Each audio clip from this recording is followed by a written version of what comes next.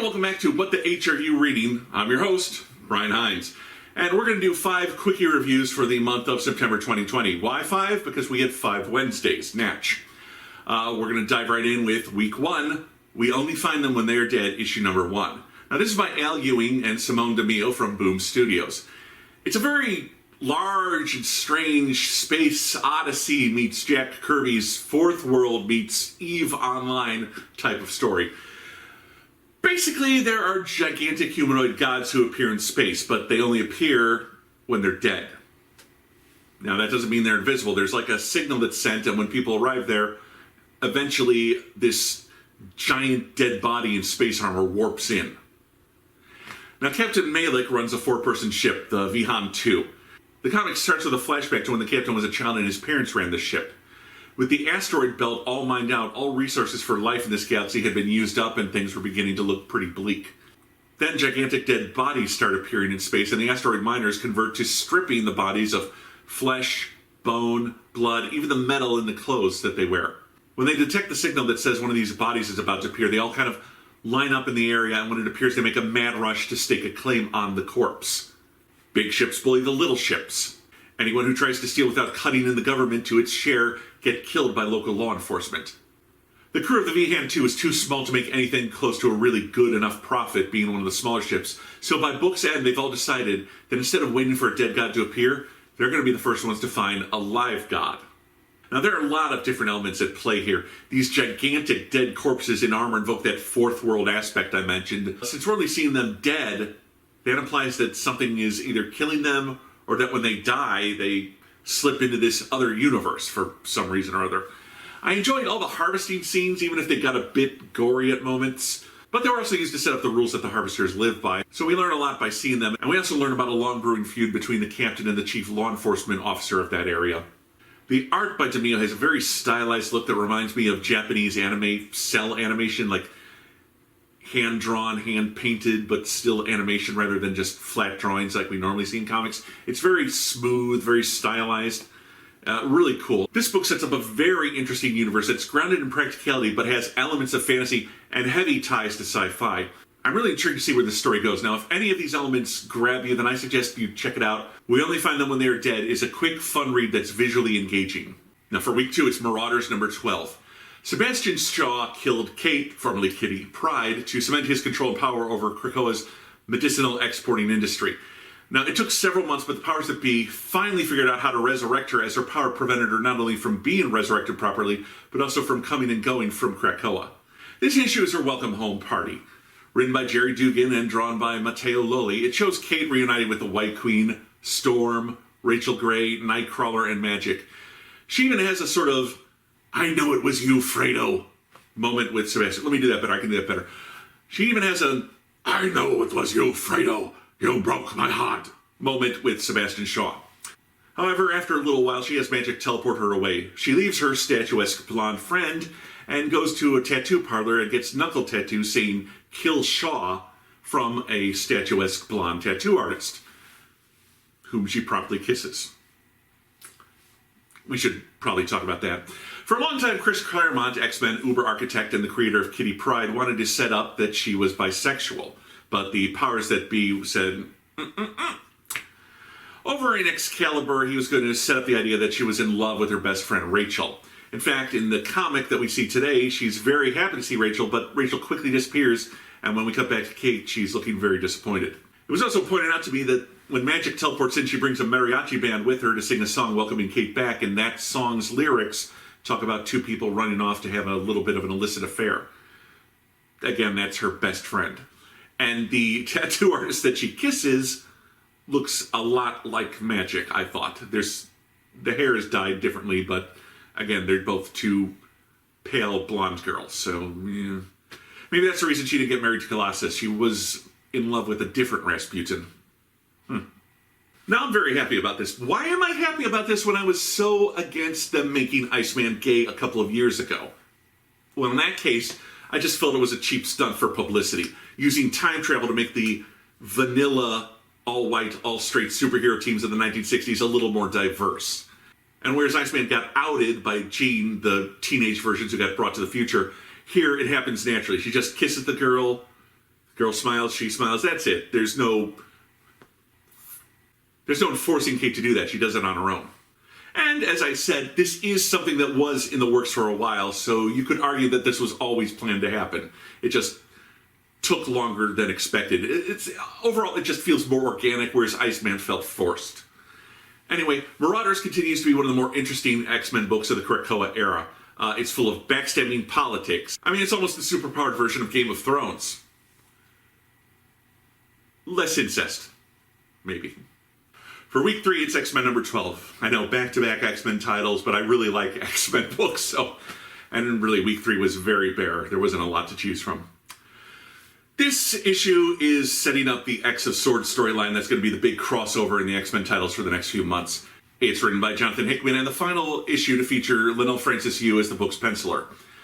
A mutant named Summoner came to Krakoa a few issues back and made friends with some of the younger kids. This issue reveals he's actually the grandson of uber-mutant Apocalypse. In prehistory times, Krakoa was joined to another living island called Arakko.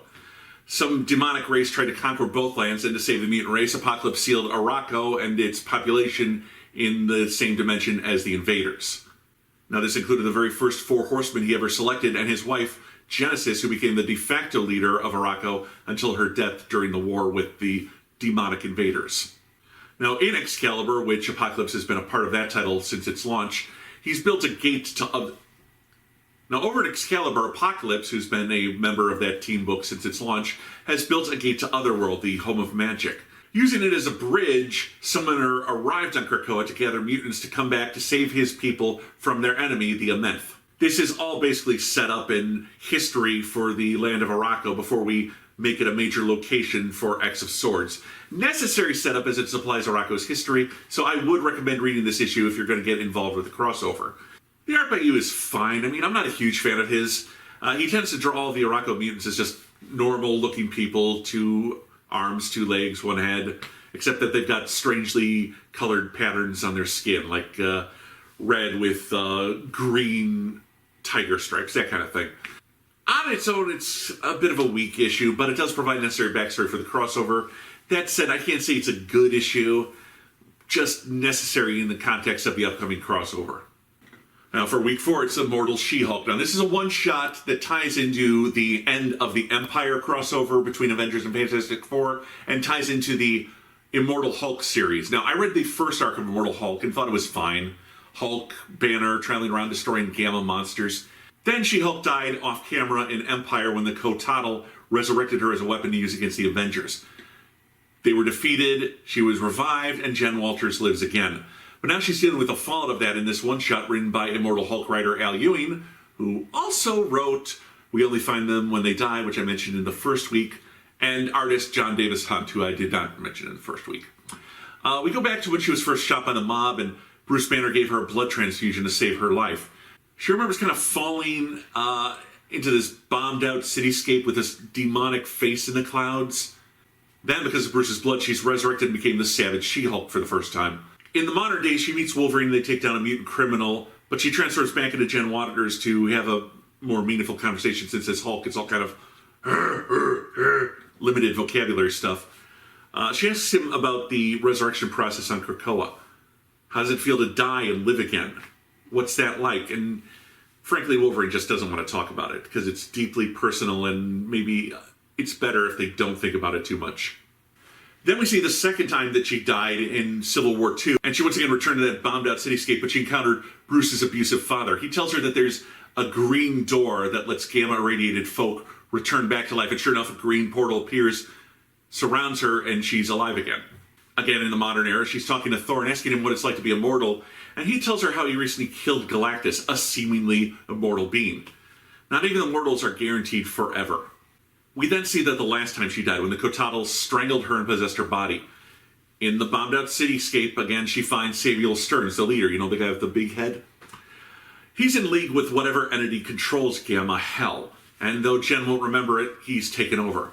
He now controls the gate back to the world of the living, and even though he's sending Jen back, it's simply because it's inconvenient to his plans to have her dead now.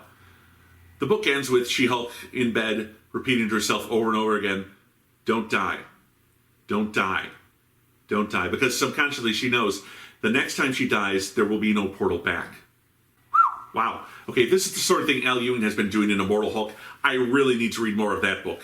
He paints a picture of pain and death, people's natural aversion to talking about death, while setting up that the Gamma Afterlife is a pretty awful place, and that the leader is now doing something awful there, and the days of being immortal might be over for the whole Hulk family. Even though Jen is an Avenger character, this is clearly meant to be a tie-in to Immortal Hulk rather than epilogue to Empire, as this title sets up a future conflict with the leader. I don't know if Ewing has written She-Hulk in the Immortal Hulk, but I think he did a great job here. It's a very kind of interesting story and paints a picture of some really weird stuff going on over in Immortal Hulk, so maybe I need to check that title out. And finally, for week 5, it's Harley Quinn and the Birds of Prey, issue number 3. I reviewed the first issue of this oversized miniseries a few months back. It's a 4-issue miniseries. I reviewed issue 1, now I'm reviewing issue 3, and I'm sorry. Apologies, I'm just not reading too much DC Comics right now. I'm basically reading the Bendis Superman titles and Shazam. Also, this miniseries, so I do apologize, I'm not reviewing a lot of DC on this show, but I'm just not reading a lot of DC right now. I keep looking for new titles, so hopefully I can bring you some new DC Comics, but I am kind of repeating myself a bit. I've reviewed Superman and Action Comics a lot. The Lois Lane and Jimmy Olsen miniseries, I reviewed those quite a few times, but those are done now. So, I mean, I need some new DC titles to review, essentially. So, apologies. I'm kind of going to repeat myself a little bit here. Anyway, the story kind of settles down to this issue with Harley back in Gotham, specifically crashing at an out-of-town Bruce Wayne's mansion, having survived a run-in with her ex, the Joker. He's in jail now, but the other Birds of Prey are primarily relegated to cameos, as it's obvious the writers, Palmiotti and Connor, are just using this book to follow up their Harley Quinn series. They don't really care about the Birds of Prey. I mean, basically the birds only appear in about 4 or 5 pages of this book, having fight scenes where they clean up Harley's mess, as she finally finds and gets her evil slumlord off her back so she can go back to her Coney Island headquarters and get her friends their home back. She leaves Gotham and a supervillain gang war behind that the birds are fighting, and she goes to reunite with Poison Ivy, which leads up to the final cliffhanger to be resolved in issue number 4. There are problems with this book. Anyone expecting a tie into the movie would be pretty confused, as they are using only the comic book characters, and even then, the Harley Quinn comic was never in continuity with the rest of the DC universe. And like I said, this is a sequel to Amanda Conner and Jimmy Palmiotti's Harley Quinn book, and if you haven't read that book, you really wouldn't know a lot of the supporting cast. That said, it's a fun book, and Amanda Conner is always producing amazing art, and even though I was never a fan of the Harley Quinn series, I'll finish this miniseries, and again, I apologize because I'm pretty sure these are almost verbatim the same criticisms I gave issue number 1. And there you go, my friends. That's the 5 quickie reviews for the month of September. I'll see you back here in October for quickie reviews of that month. I will try to find some good DC books for you this time. Until then, my friends, this is What the H Are You Reading? And I'm your host, Brian Heinz.